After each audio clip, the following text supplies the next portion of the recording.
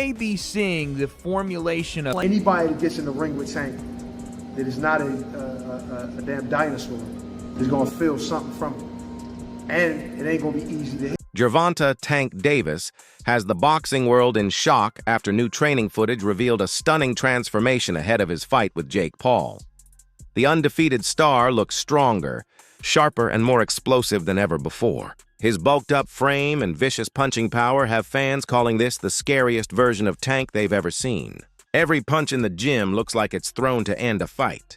If this is the form he's bringing to the ring, Jake Paul might be stepping straight into a storm he can't survive.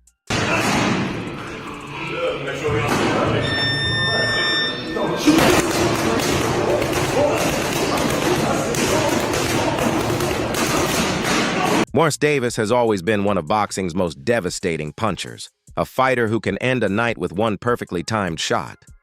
His knockouts go viral, his stare-downs send chills, and his calm, deadly composure has become part of his mystique. But this new version feels different. In the past, Davis trained for precision and speed, his lightweight power built on timing rather than size. Now he's added serious muscle, the thicker frame, the way he plants his feet and drives through punches. It all signals evolution.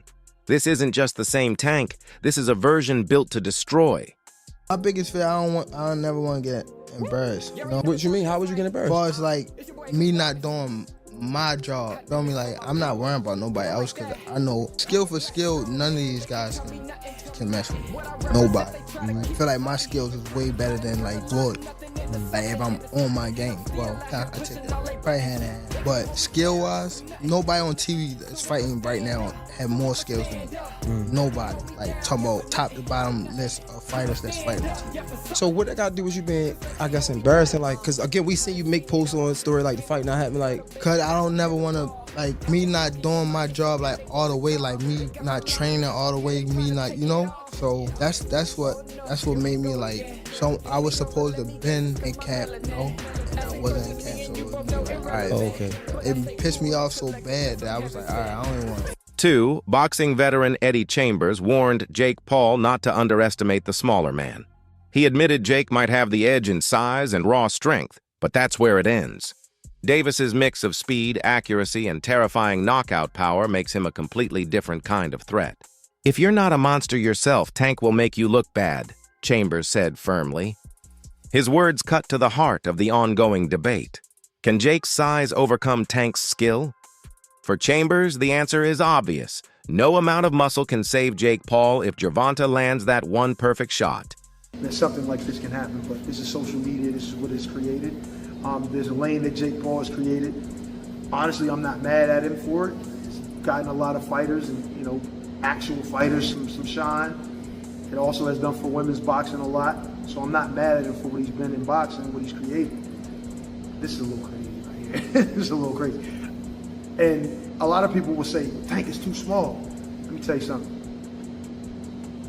Anybody that gets in the ring with Tank that is not a damn dinosaur is gonna feel something from it. And it ain't gonna be easy to hit it. Got boxing IQ. He may not sound like an intellectual guy when you hear him talk, but he knows the ring inside and out.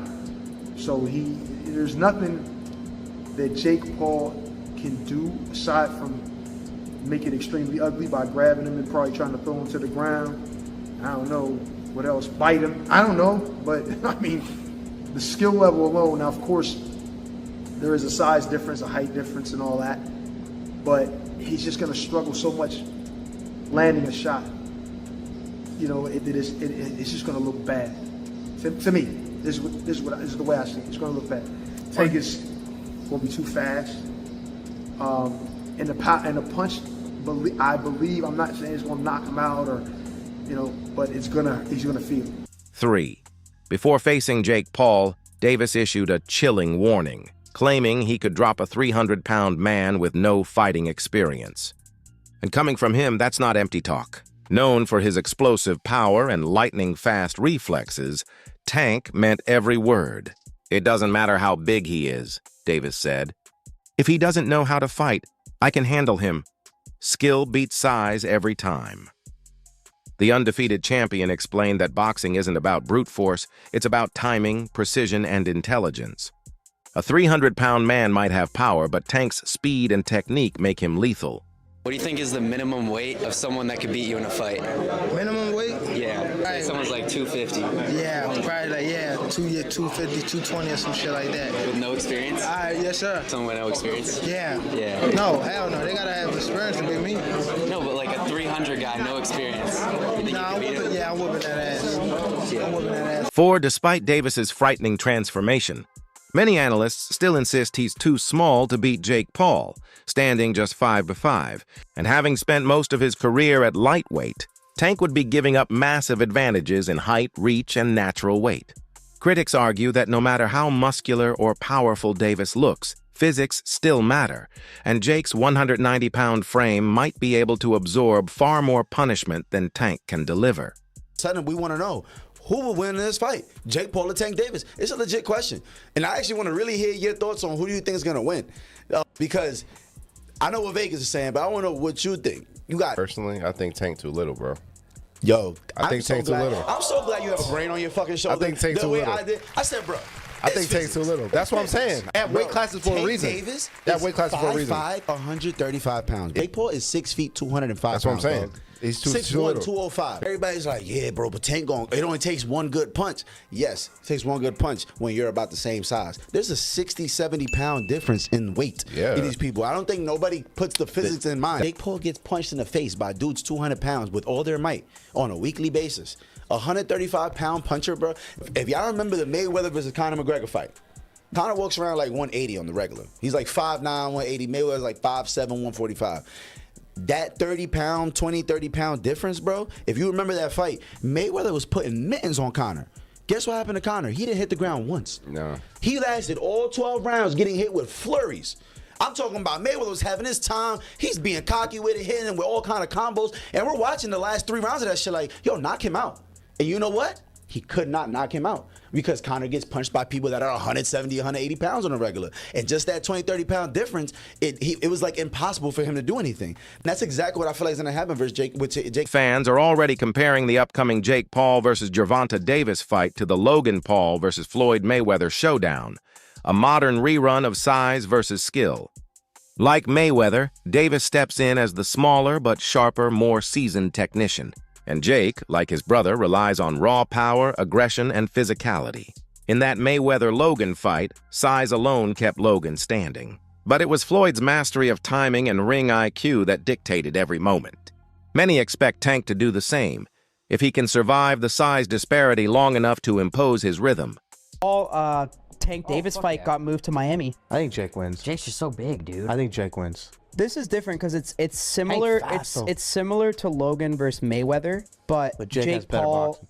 now obviously is way more advanced than where Logan was at that moment in time. I mean, Gervonta it's is just, fucking sick. I mean, yeah. No, but dude, Did Jake. you ever watch his highlights? Jake can He's crack, nasty, man. bro. He's so sick. I love that. Boxing analyst Adi Oladipo shared a critical take, arguing that this fight is happening too soon for both men.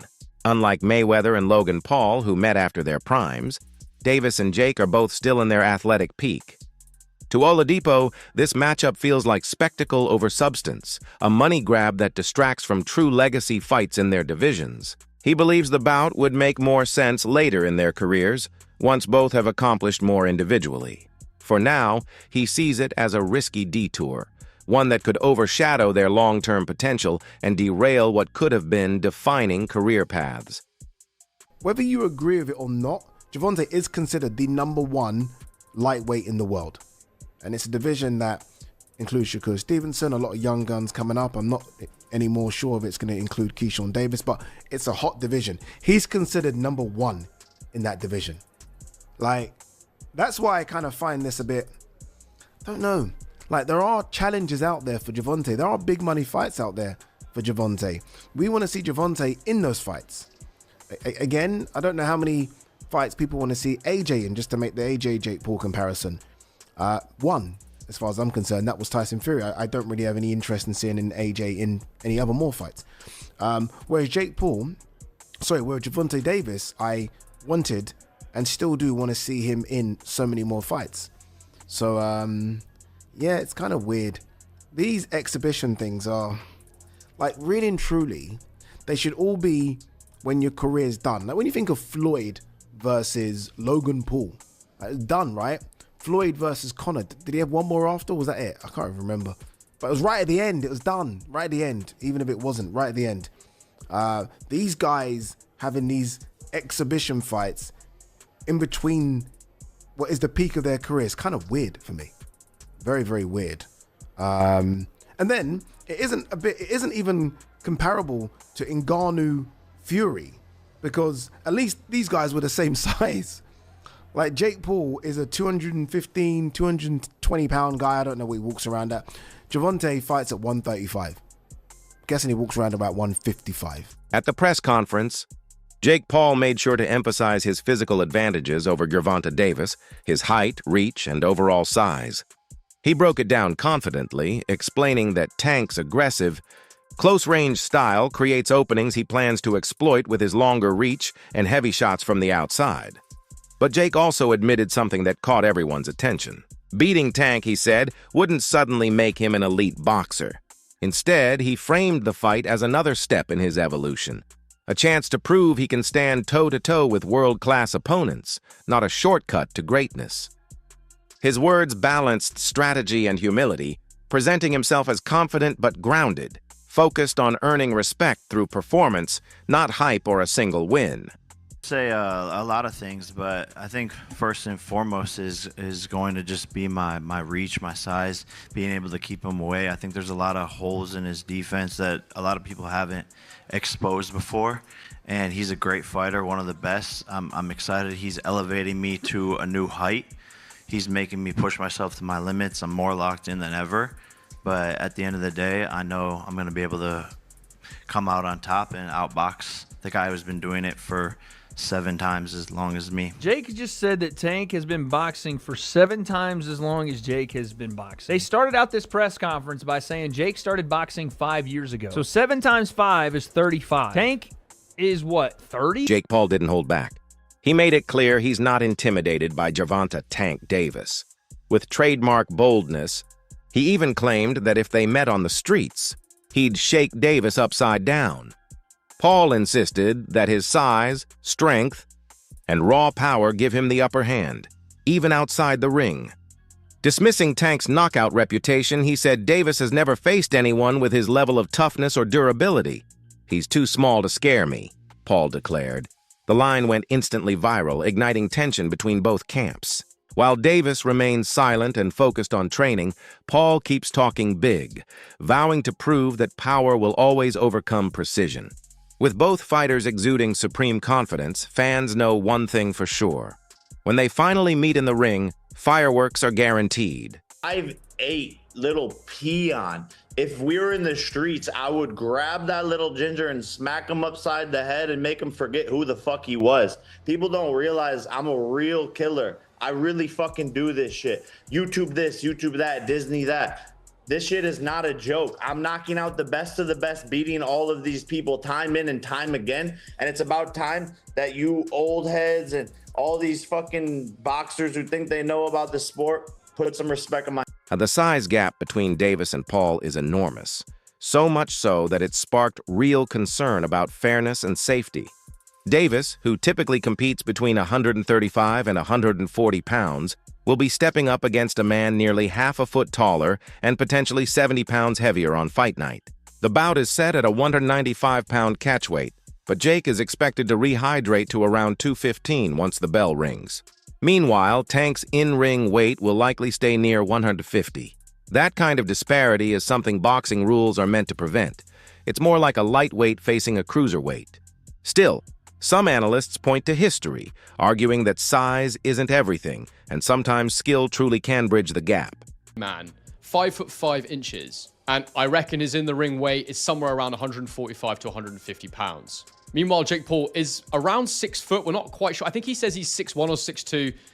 I've heard other people saying they think he's closer to 5'11", 6 foot. But the point is, he's a much, much taller man. And in the Mike Tyson fight, he was over 220 pounds. So the size difference is massive. This fight's been made at 195-pound catchweight, but after Jake's rehydrated, assuming there's no rehydration clause, which I don't believe there is, he'll probably weigh around 215 pounds in the ring. That means there's a sort of a 60 to 70 pound difference between the two men in the ring on fight night, which is absolutely enormous. There are weight classes for a reason in boxing, and this is the sort of thing that is typically not allowed or permitted. And like I said in my intro, it goes to the heart of that key question in boxing, which is how big is too big? It's the reason that the pound for pound list exists, where we kind of imagine if everybody was the same size, who's the best, who's number one? And it's a debate that rages on and on and on. And so when I see a fight like this, I think the hardcore boxing fans, generally speaking, have felt frustrated by it. Yes, because we want Gervonta Davis as part of the actual sport, competing for world titles against the other elite guys in his weight class. But also because if he gets knocked out and loses to Jake Paul, it creates this illusion that Jake Paul's much better than he actually is.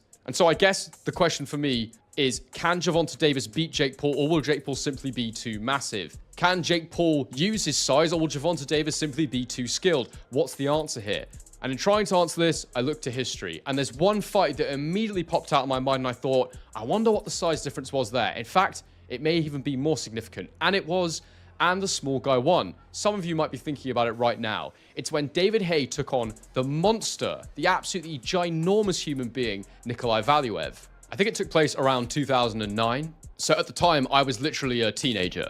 I didn't have a clue what I was looking at, and I'd fully bought into this David versus Goliath story. But I think it's an excellent example here to draw comparisons between the Gervonta Davis-Jake Paul fight to try and understand whether or not this is a good template and blueprint to try and predict and understand what the size difference might look like in the ring. Now, David Haye was 6'3" and was 217 pounds. Back in 2009, David Haye, weighing just 217 pounds, defeated Nikolai Valuev, the 7-foot, 316-pound giant, a staggering 100-pound difference. Despite Valuev's massive reach and power, Haye relied on speed, timing, and flawless movement to outbox him and win by decision.